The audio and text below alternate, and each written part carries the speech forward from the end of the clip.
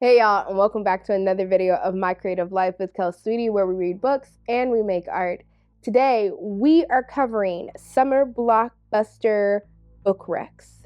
So basically, I made this list based off of an idea that I had to do slasher film book recs. And I realized while there are some type of traditional slasher summer horror film type of book recs on this list, I also like the idea of a good old-fashioned summer blockbuster. So while all of these are, yes, all of them are horror in one way or another, I feel like they're horror in many different ways and in a way that I could definitely see being a summer blockbuster. I made this list when I was thinking of some fun summerween book recommendation videos to come out. If you haven't already, go check out my creature feature book recommendations video. I had a lot of fun with that one. We cover aliens, we cover monsters, we cover folklore, aliens on Earth type of ideas and stuff like that. And I wanted to bring the same energy to this one as well. So let's get into these book recs. Some of these are some of my favorite books so far this year. So I'm really excited to share them with you. Let's get into the intro.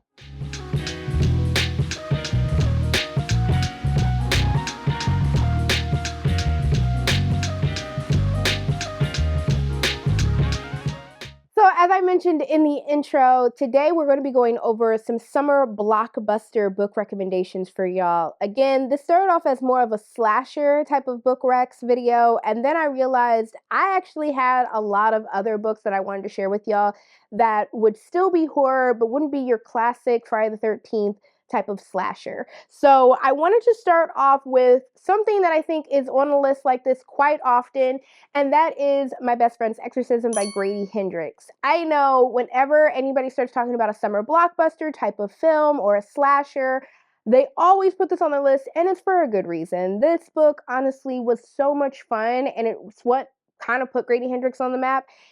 Let's look at the cover. The cover alone, it already knows what it is. It is a summer blockbuster for the ages. I really, really love this. I'm glad that it was a great book because, in all honesty, this cover sold me on it. So I would have been upset if I would have had to get rid of it for that reason. But even on the back, it says this book packs all of the magic of a summer horror flick. So it felt only right to start off our book recommendations list with a classic in that realm. This book, if you've not somehow read it or heard about it by this point, is about our two best friends during the 80s and how one of them becomes possessed with a demon. And that best friend slowly starts to see her friend being taken by that demon. What I did love about it was the fact that it felt like her best friend was very much like going through puberty. I think that Grady Hendrix found a great way to find that middle point of when girl best friends are going into high school and getting out of middle school, and you're starting to see a lot of changes and friend groups start to change, and you're starting to notice like somebody who used to be your best friend in the world doesn't want to hang out with you anymore or just is acting completely different and all of that. And I think that they captured that perfectly in this book, while still, of course, giving you the campy 80s fun. I will never look at tapeworms the same again because that scene was a lot.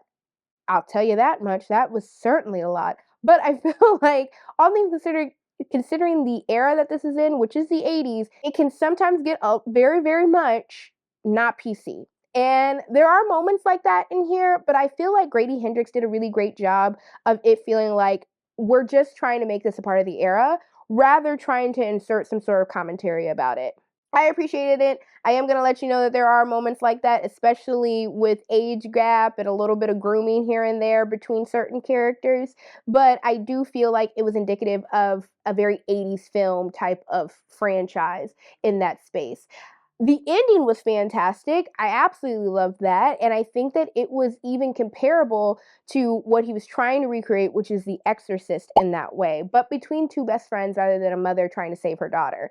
I thought it was beautiful in a lot of ways like that. And regardless of even the messages behind it, it was just fun to read. So I highly recommend this. I know everybody does, but it's for good reason. Try it out if you have not somehow read this book yet.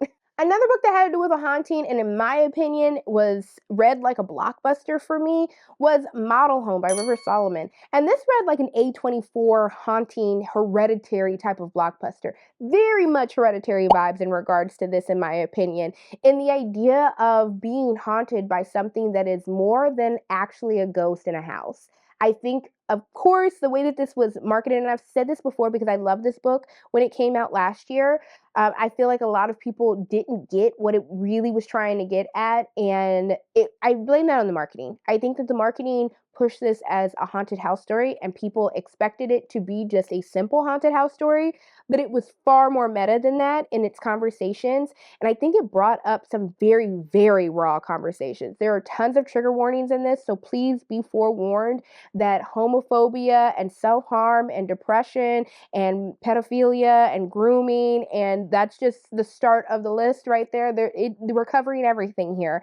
It is a rough book, but I think that the message at the end in regards to conversations with families and their secrets in order to protect one another is an important one, especially in the context of a Black family. I've not ever read anything like this before, and especially anything that brings up that conversation in such a raw way for this family who has just experienced so much trauma and so much heartache and just are simply continuing that haunting of lies in order to protect one another, but while doing so, doing so much more damage. I recommend this all the time. You may be going, I don't know about any of that sounding like a blockbuster. Well, again, it's A24 hereditary vibes. Like, oh, this is like smart people films, smart people blockbuster film. That's what I would definitely put Model Home under, but I could see an adaptation if A24 got a hold of this, like being blown out the water, like absolutely loving it. Next one on this list is something that is more akin to a monster blockbuster, but not closer to a creature feature like I shared in my last book recommendations video, and that is Ring Shout by P. Djeli Clark. So everyone's talked about this book. It's necessary to do so because in such a short novel, Clark somehow pulls you into a entire world and storyline that feels completely and utterly fleshed out. I absolutely love this. And the monsters that are in here somehow don't necessarily feel akin, in my opinion, to a creature feature in the sense of the way that they're going about attacking the world in this dimension.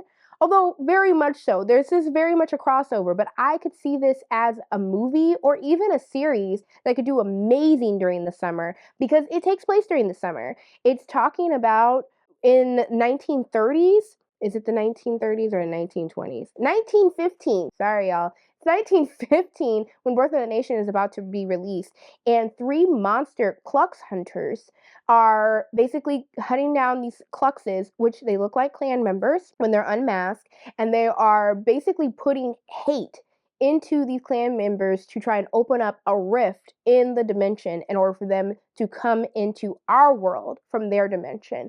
That is the main basis of this book, and that's what really makes it feel like a blockbuster. It feels like, I mean, when Sinners came out, y'all probably saw this recommended everywhere, and that's because the feelings that you get from Sinners are absolutely what you're getting from this, but more so from a monster dimensional type of space. I would even say that this was Lovecraft Country type of space, more so than even the book adaptation, the actual book was for that series. That is what you're getting from this, and that's why I would say that this would most definitely be something that I would say is a summer blockbuster, and I do recommend that you read it immediately. Another one is it's probably the newest release on this list, and it made me cry very, very hard, and that is When the Wolf Comes Home by Nat Cassidy. Y'all know that I love Nat Cassidy around here. That's no news, but his newest novel talks about family issues, but specifically having father issues and father trauma. Our main character somehow ends up with this boy in her front lawn, and she's trying to find his father, trying to find his parents. He seems to be lost. He takes the kid in, and before she knows it, she's on the run with this kid from his father, who seems to be a monster, a real monster himself. She slowly starts to find out that the kid is special. And this is where it gets into blockbuster area that's more, again, a blockbuster than a creature feature, in my opinion. And even Nat Cassidy says that Terminator was one of the main sources of inspiration for this book, which I can absolutely see. You know, it's very much giving O'Connor is trying to protect this one kid from the rest of that's going to save the universe, going to save the world. And that's certainly what this kid was. And she has no connection to this boy, but she knows that this boy is absolutely special and probably can save the entire world. And he could. There are many scenes in here that are the strangest horror scenes I've ever heard of, but in a fun, strange way. Think there's a Roger Rabbit scene in here. And if you're an adult who had gone back and watched Who Framed Roger Rabbit and then went, this is not a kid's film. Why do they have us watch this? This book is for you because you're going to be validated by one of the scenes in here. I will say the ending did, for me personally, was lackluster in how amazing the rest of the book was for me. Like I said, I cried my eyes out, and I think that's what even made it more of a blockbuster, is that it's not simply just about the creature, about the horror, but it's about these relationships and these emotions that you go through the entire book feeling, that it really culminates at nearing the end. I really, really love this, and I think personally, for me, it's probably the most moving Nat Cassidy book that he's released so far. Which I know is saying a lot because he puts all of his emotions into every single novel he puts out. So I do recommend this one for you if you have been thinking about whether or not to pick this up, since it is such a new release. I'm telling you right now, go and do it. It is different than anything else that he's put out so far. This next one is a recent 5-star for me. I just read it, and that is Bury Your Gaze by Chuck Tingle. Not only does this have to do with a Hollywood writer, but it reads like a Hollywood film. Really, it was so much fun from beginning to end. I feel like Chuck Tingle wrote such complex characters that were still campy and fun, but realistic to believe in. But what made it such a blockbuster fun, like, read is how saturated I like, these are the words that come to mind that aren't necessarily like, oh, I read that type of thing, but it felt saturated and high contrast, and I love the word high octane, but like in a very emotional sense in this book. And it was a lot of fun with these AI generated nanobot monsters that come to life from the writing of our main character, Misha, who is a well known, think A24 horror type of writer in Hollywood who is queer. I loved every last bit of how these different stories came together to come after Misha, and even this portion at the very end, like nearing the end, that had to do with award shows and where Misha ends up at this award show and how he tries to outsmart these AI nanobots that end up coming after him. And even the false ending of it all and what the very end is, and rainbow washing and capitalism. It tackles so many conversations in here, but all while you having a great time. It is extremely visual, and I could definitely see this being a series or a movie or an adaptation of some kind, but it doing extremely well during the summer months because it is a fast-paced action horror type of thing, in my opinion. My final recommendation, which I know probably seems like the oddball out in this group because I know that a lot of them are ones that are very popular and a lot of people have talked about them. This one, not as much, and that is Evil in Me by Brom. So, a lot of y'all may know Brom because of Krampus, or more importantly, Slewfoot. Now, personally, I wasn't a huge fan of Slewfoot. I know that I'm going to get a lot of hate for that, but I've talked about it in depth on this channel that I think that it has more to do with the fact that I'm just not a Puritan witch type of person. I've tried many times to read about them, and for some reason it just doesn't stick for me. But Brahms' work is amazing. It's the reason why Slewfoot is still sitting on my bookshelves, because it's beautiful and I refuse to get rid of it for that reason. I know I'm shallow. But he came out also with Evil in Me, which has to do with our main character in Georgia during the 80s, who is a punk rock artist. It has to do with demons that are trying to invade the earth. She and a friend of hers, who's an older guy, who she's the reason it's her neighbor, and he's the reason why this ring ends up on her finger in the first place.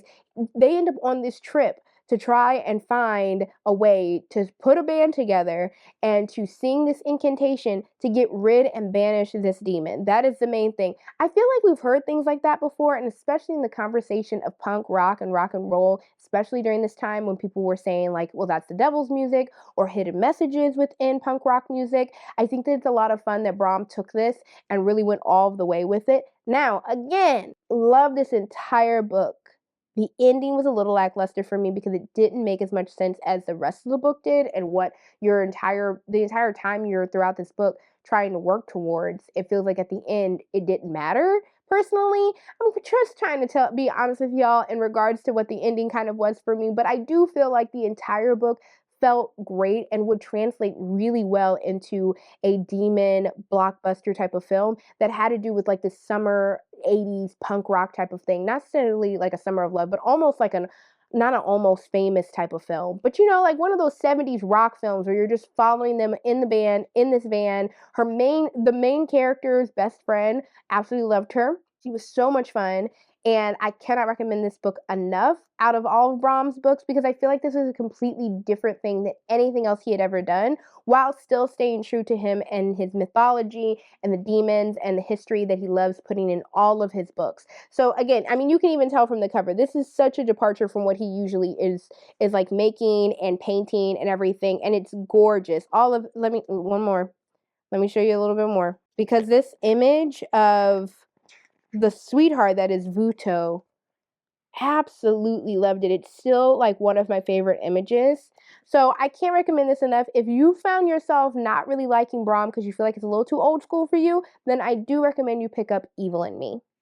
So that's it for our summer blockbuster book recommendations today. I'm really, really excited that I got to share these with you today. And again, if you have not checked out my creature feature book recommendations, I highly recommend that you do. And there are some of my favorite books that are on that list. And I really loved sharing them with y'all, doing this great, fun lighting and everything.